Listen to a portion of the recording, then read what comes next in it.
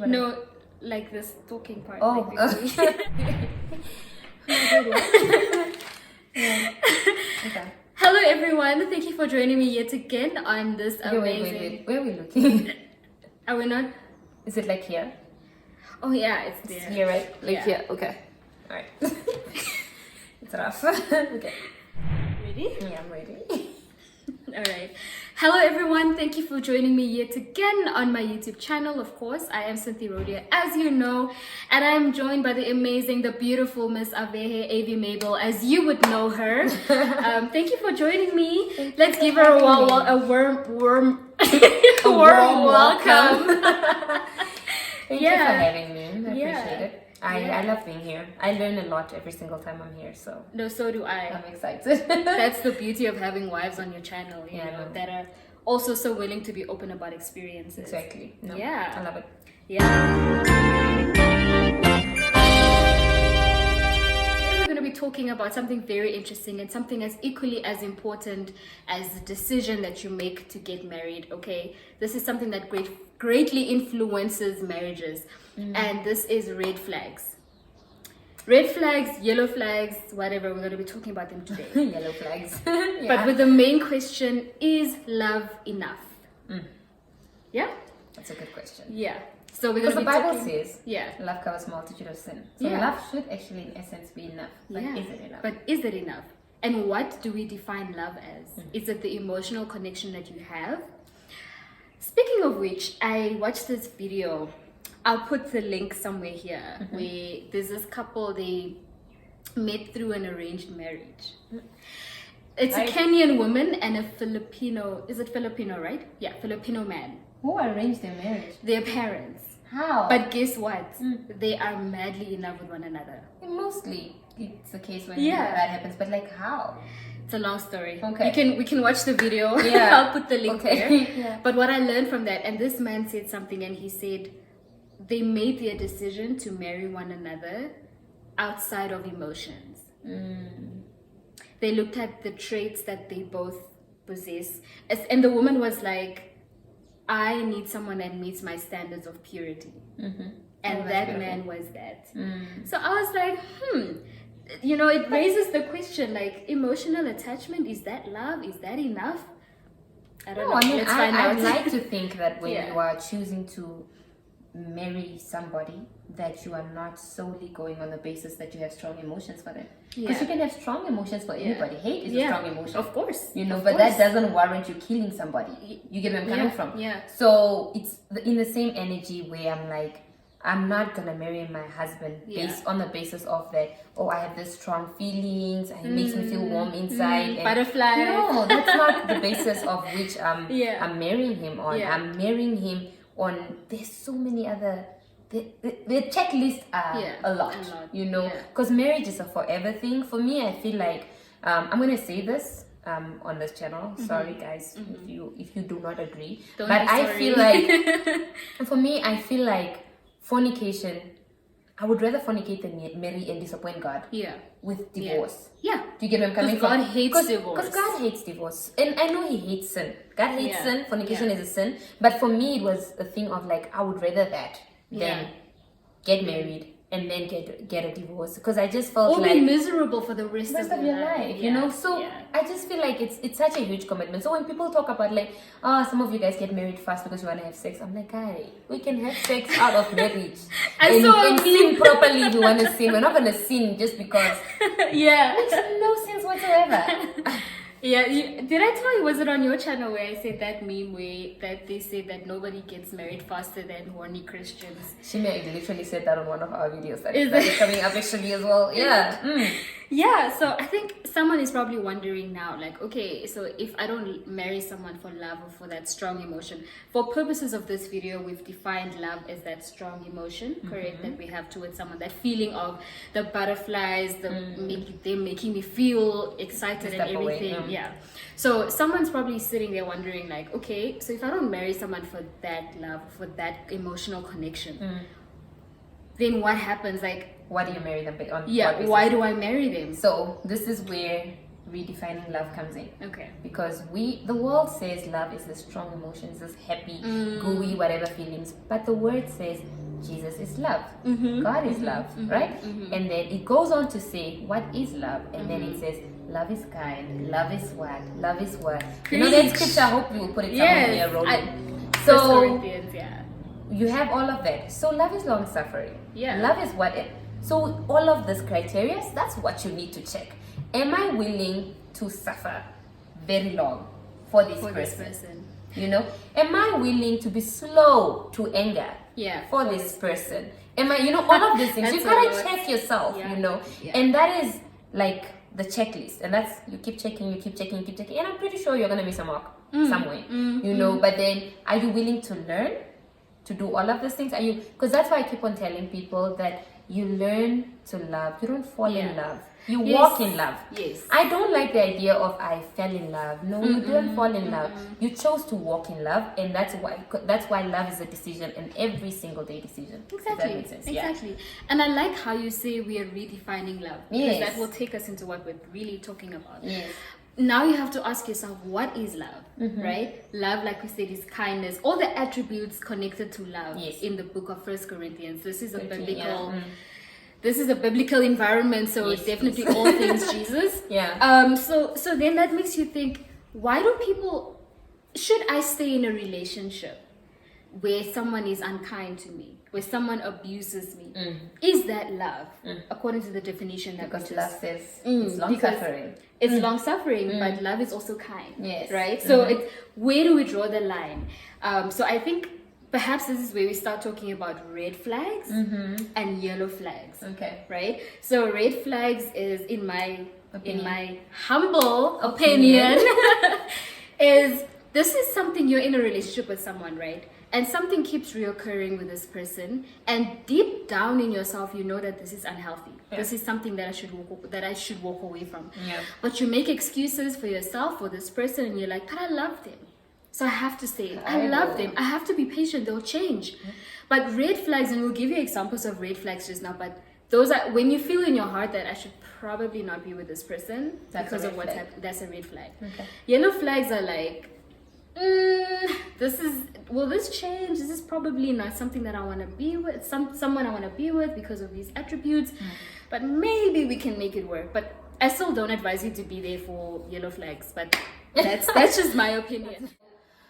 For me personally, a red flag, right, would be, there's so many red flags. There are a lot. We're going to talk about all of them right now, and that doesn't necessarily mean we apply them to our lives, or like one of those words will come to me to them. Like, it's just certain things, like someone who curses, you know, to someone else that would be okay. That would be okay. So I see. So we don't subscribe. So it's not necessarily that I subscribe to them, but it's things that we'll be mentioning so that you're also aware of what is a red flag, you know. But for me, I think a red flag would be someone who makes me doubt and question God and what He has called me to and what He has called me to be. Someone who removes me from the presence of God. So for me, that is like ultimate, like on the top of the list.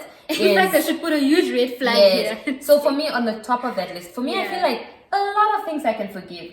A lot of things I can forgive. That I am running. I'm gone. I'm not there. I'm not even trying to hear you. As soon as I see it, I'm out. You're out. You know, because I just feel scary. Like that is it's like scary because hell is like that is like literally walking into hell. So and you justify it, but I love him. Oh, he's so amazing. No. Listen. I keep saying this. I don't know if I've said this on your channel before or not, but if you try to save somebody, you're risking being crucified. You're not God. And are you ready for that? You're like, exactly.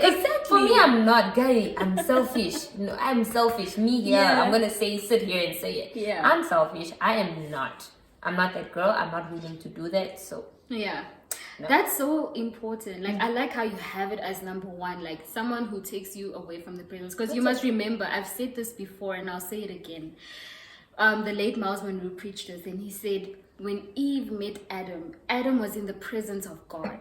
And that's the ideal marriage setup. So marriage was formed in the mind of God. So if you've got a man that takes you away from God's presence, that's a major red flag. That's witchcraft. That's witchcraft, and that's on period. Yeah. So yeah, that's oh my gosh. Yeah. Anyway, I think one red flag for me would also be any form of abuse, physical or emotional abuse. Absolutely, I right? agree. That goes feel like without saying even. if someone makes you feel hurt when you are in this relationship, what is the purpose of your relationship? Yes, because you're supposed to build each other. Yeah. And feel safe with one another. Exactly. So if it's no longer a safe space, that shouldn't even be a matter list, guys. Shouldn't even be a matter of it's just a no-brainer. Yeah. Because you're married to someone, their lives are part of your life. So now you're living with someone who constantly makes you feel less of yourself. You constantly beats you up. Now you must live your life in fear and anxiety, and you're not free. But the Bible says where the presence of the Lord is, there is liberty. So already in that, it goes back to our first red flag, God's presence is already not there, because this is someone who acts out of love. And you are God's beloved, God's chosen, and you should be treated like that. Exactly. That's amazing. By a human being. We're not saying that abuse is one way. Yeah. Women also abuse men. Yeah. That's actually something that we'll talk about it in our next video. Yes. Oh my gosh, So, that's going to be a hot one. So please. It's a major red flag. You need to be happy when you're married. Please. You need to at least be healthy. You're not always happy, but at least be in a healthy marriage. I think another red flag that for me is just, it always just made me feel funny. It was just always a thing. Someone who wants to feel like they love you more than you love them, right? They want to make it a priority to do things for you, but they won't let you do things for them, so that they can hold it over your head and be like, but I did this, but I love you, why do you manipulation. That's manipulation. Friend, I've been trying to love you, but you won't let me love you, because I strongly believe in this whole narrative that you love who you serve. So if you're not gonna allow me to serve you, you have a motive, and that is to hold it over my head. So that's a red flag. I am like, we're gonna do that. We're not gonna do that. No, you've just, because that's a form of manipulation. Because you think but he loves me. He's just showering me with all of this love, and he doesn't expect anything. No. Until this we're one relational beings. Exactly. We all expect something. When we're in a relationship, I expect something from Cynthia. Cynthia expects something from me. We are in a relationship. It's not the gift that keeps giving. That gift also wants to receive. Yes. And you should know that. I don't like that. Serving. In a relationship, you, like you said, you're so full of wisdom. You serve each other. You can't be okay with just somebody just showering you, and when you don't allow me to, and then when you get angry, then you want to hold it over my head, and you're like, you don't do anything for me, and I've done this and this and this. And then when you want to do something, they're like, no, I got this. Yes. People who point out things that they've done for you, that's a form of emotional abuse. Yes, especially when they can't do it back for you. Like women who can't provide for themselves, and then they've got men who have all these other women, and then their excuse is, no, but you've got a house, you should be grateful, I pay for you, I pay for this. That's a form of emotional abuse. Get out of run it. Away. And there's signs. Run, girl. Don't get married if you see those signs. He's not gonna change. Just run. Okay, so I have one, but I'm thinking this may be more of like a yellow flag. It's a flag. It's a flag. Yeah. We're talking about flags. You can decide what's red and what's yellow for you. Yeah, I think that's the best way to put it. Yeah, when your vision is not aligned. So you marry someone who is, this other show that I watched, You watch a lot of stuff. I do, especially on relationships and stuff, right? And then these people, I think I once said it on my channel, they believe in aliens, they don't believe in God. So the guy believes in aliens, doesn't believe in God. Yes. And the lady believes in God. That marriage is not working out. They have fallen apart. I think they're even getting divorced. Exactly. So you're not. Is that even a flag? That's the word. The word says to not be unequally yoked with unbelievers. That's the word. If that is not a flag, that is like a whole pole. Like it's there.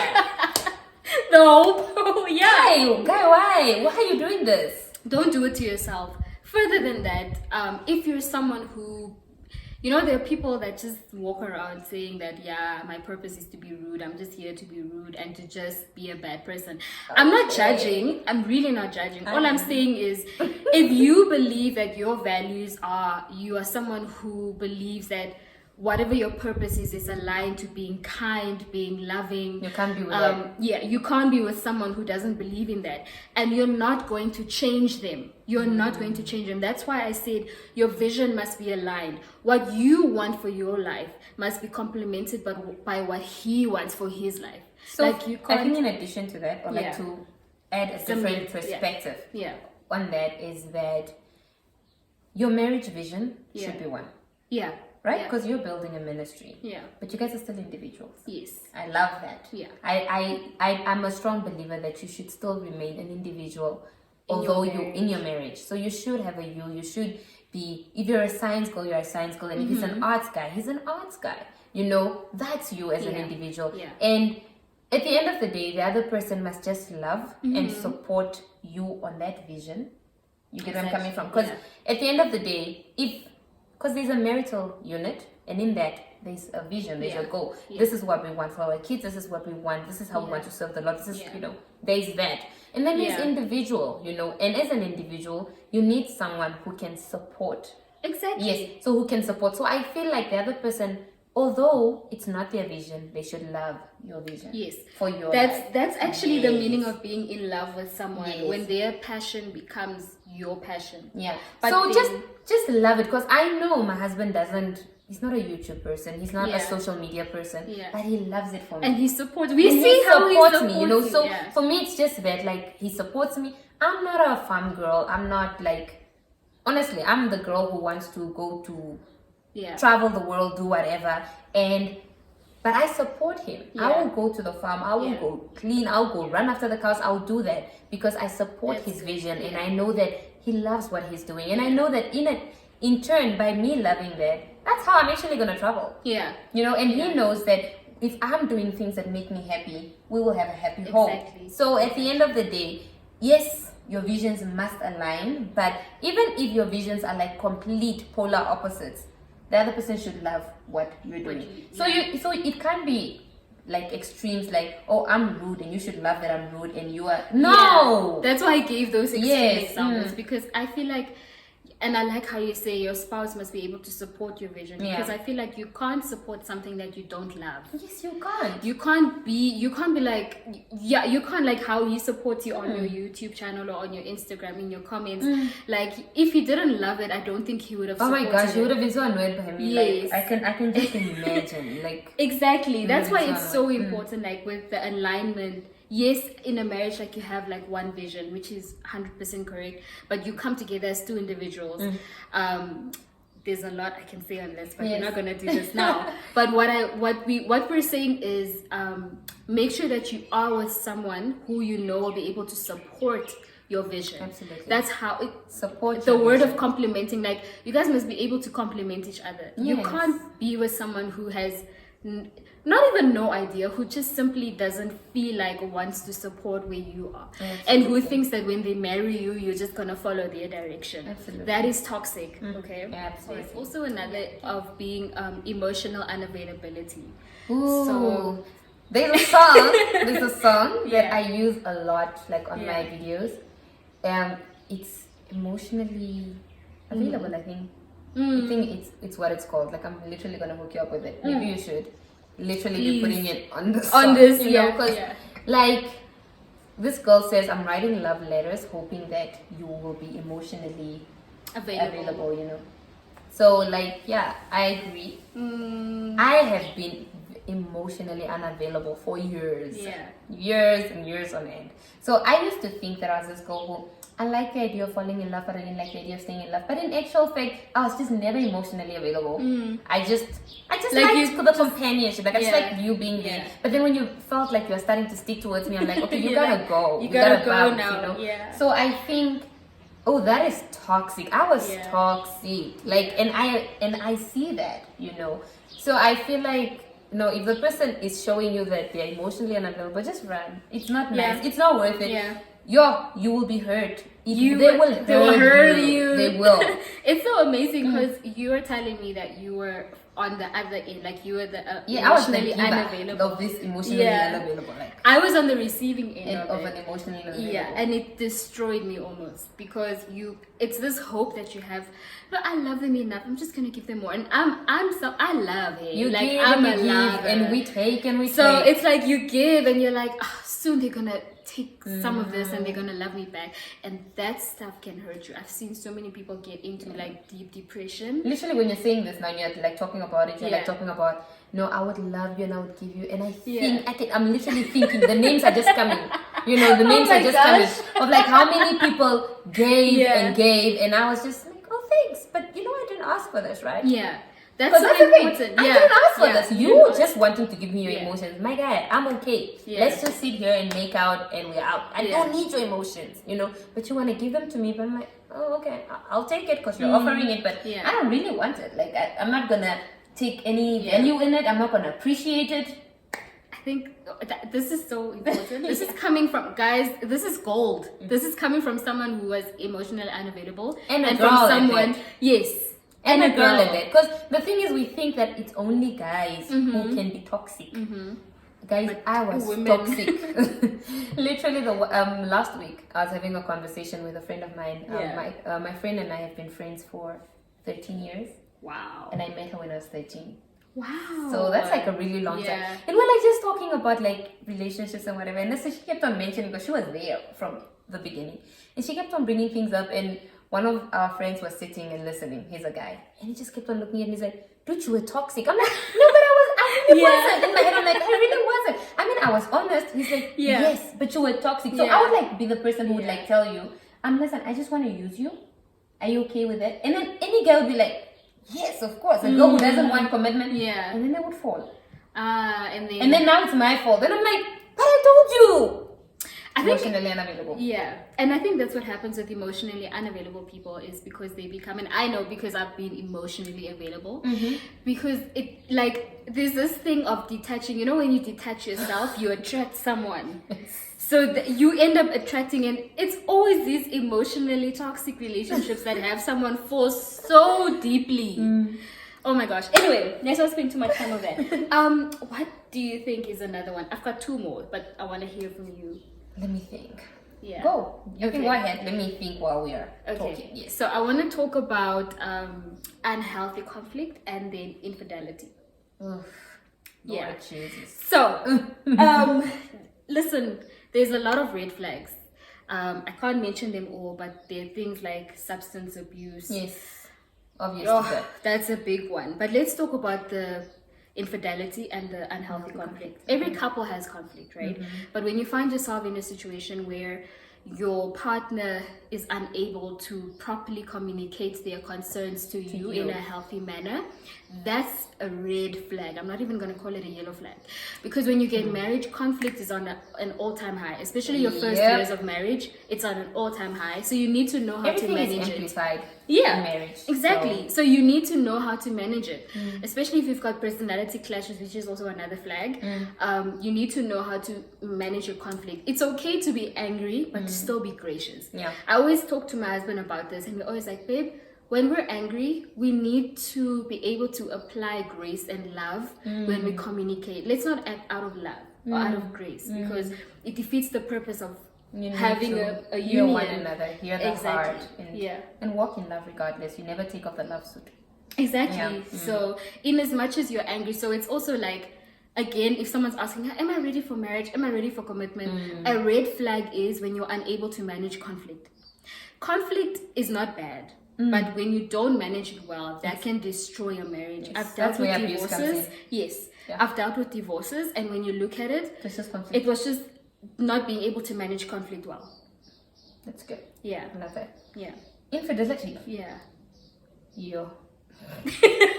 Why you're like because it's the leading cause of many breakups, many divorces, and it just breeds distrust in a union. I think for me, that's my biggest issue with infidelity. It's that not only is it a sin against your body and you're bringing these things home, oh my gosh, yeah. but because it breeds distrust. How do you build from here on forward? Yeah. How do you, and there are a lot of people who have survived infidelity. So that's why I'm saying it's not a red flag for everybody. Yeah. Because there are a lot of people who have survived it, who have worked through it, and it's fine. But this my thing is, I'm just sorry. I'm just thinking this list is so subjective to us as Yeah. individuals. Like what you want to put up with and what you don't. What you don't want to put up with. Yes, and you have to, and that's why I from the very beginning I was like, it's subjective. It's not everyone subscribes to this. Yeah. So I think for me, infidelity is one of those things where you deal with it when it happens. I have just walked away before. Because I'm not even about to tell you that, oh, you cheated on me, that's why I'm walking. I'm not even going to give you that much grace. I just walked away. But then, even when that happened, I was emotionally unavailable. So I wasn't easy attached. for It was you. easy. So I don't know how I would react to something like that happening in my marriage. It's something I've never given thought, and I'm like, should something like that happen? Yeah. God will provide. God will figure that out. Because I know for a fact I can't You think about can't it. process it. And that's why we want to talk about these red flags, so that for people also who are trying to get into marriage, so that they know, should I get married or not? Because when you in marriage, it's a whole different ballgame. It is. There's a lot of there's more there's more to exactly. But to before, you're like, if you're practicing infidelity before you even marry me, how much more is this gonna be when we get married? So that's a red flag for me. Okay, personally for me, that would be a red flag. Like, if you've been cheating on me before getting married, that means you've got issues with commitment, and marriage is like the biggest commitment you need to make in your life. So it's definitely my question is, do you then not marry someone who was a cheater in their previous life?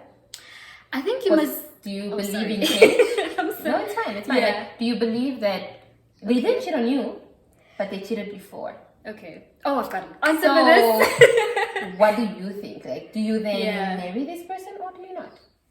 Yo, that's a deep question, because who hasn't cheated? So many because people I wouldn't have be married. cheated. Here's the thing about life. There's God's grace, right? If you are someone who has decided to change, because I was a very toxic individual, I was very manipulative, but I say to myself, I will change. But what that does is, when you are, maybe this is not for everyone, but even now, that was my past, but even now, you have to work hard to not be that person. So even if I have an argument with my husband, I can feel that manipulation coming up, and I'm like, no, I am not that person anymore. Do that. So there are times, that's why marriage, you have to be someone who's very forgiving, because you must know the past of your person to be able to handle it when they fall off the wagon. Not everyone falls off the wagon, but sometimes things happen and then you just fall off the wagon. Like, there are times that I have been manipulative to an extent to my husband, and I had to tell myself no. But he knows that, because I spoke to him before we got married, and I'm like, babe, these are my flaws. This is what I have. So it's up to you. That's why it's so important to be open. Like, my husband knows everything about me from my past. Even before we got married, people came to him with stuff, and he's like, I know, So it's so important to apply grace in the marriage. You must understand your partner. But I think you should also choose. You should decide, I'm not going to marry someone who cheated before. And that's okay. That is not like, oh, you are judging. No. You are protecting your peace. Exactly. Because if you are with someone who has never cheated before, you have that security, like, okay, no, they won't do this to me. Whereas, but does it mean they won't do it? No, I mean, because they've never done it. There's no record of someone having done it. Because if I'm living in a house with a rapist, even though he says he's redeemed, he's whatever, you have that at the back of your head, right? So and something might trigger his behavior also. There's all of that, So for me, I just feel like you have to choose whether I'm gonna date someone who has cheated in past life. They might have not even cheated on you, and you want to trust them, and you are okay with it. You're like, they haven't done it to me, you know, and I'm hopeful that they will not do it to me, and cool. And it's okay to say that I'm not gonna do that. Exactly. As long as you cheated, I'm not gonna do that. Exactly. Okay. Okay, there are so quite I think a number of lists, but I think we've really, the idea of there's some things that you know for your life, these are the things that can affect you negatively, that's a red flag. Or at least a yellow flag. And it's a flag, so a flag means, I think, take a step back. if I can mention one more before you close off, is toxic relationships with other people. Let me explain. Family. Okay. Yeah. Fully dependent on his family to do certain things, or to, you know, oh no, but I need to go confer with who. I think that's toxic, and I wouldn't do it, because I just feel like then you two will never have an identity of your own. He has to run to mom to go do this. He has to run to sister to do this. He has to run to his brothers to do this, you know. So for me, I feel like that's toxic. You know, I feel like you need to have a backbone. And if you don't have a backbone, for me, it's just one of those things that I'm not going to be able to handle. So no. That's true, because you have to cleave onto your wife. You have to So leave if, your mother. if you don't have the ability to cleave, we're not supposed to be married, bruh. Yeah, that's on period. No, that's true. That's toxic. I wrote it down on my list, but thank you for bringing it up. Yeah. You see, she's got so much wisdom. Like, if he considers someone's opinion above yours, if that person is not God. Yeah, of course. Because you're supposed to be like deputy under God here. Yeah. So. It's God, it's him, and it's you. Yeah. So if he considers someone else's opinion above, yeah, that's not a good look. That's a whole flag. As Ave said, the whole pole. Just take the whole pole away. Just run away, girl. Run away. Some of these things you don't even have to put up with. Just go. And some of the things you'll notice we didn't mention. Some other things. A lot. There's a lot. Because it goes without saying, guys. Just don't do it. If you feel like there are things that we didn't mention that you think are of importance, in the comments. Thanks, guys. You heard the lady herself. Comment. I enjoyed this. Me too. This was nice. This is really cool. It flowed quite well, because before we started recording this, we were just like, but here we are. And we prayed. Yes. The Holy Spirit is so faithful. He is. He is. So, okay, guys. Thank you so much for watching this. I hope this video helps someone.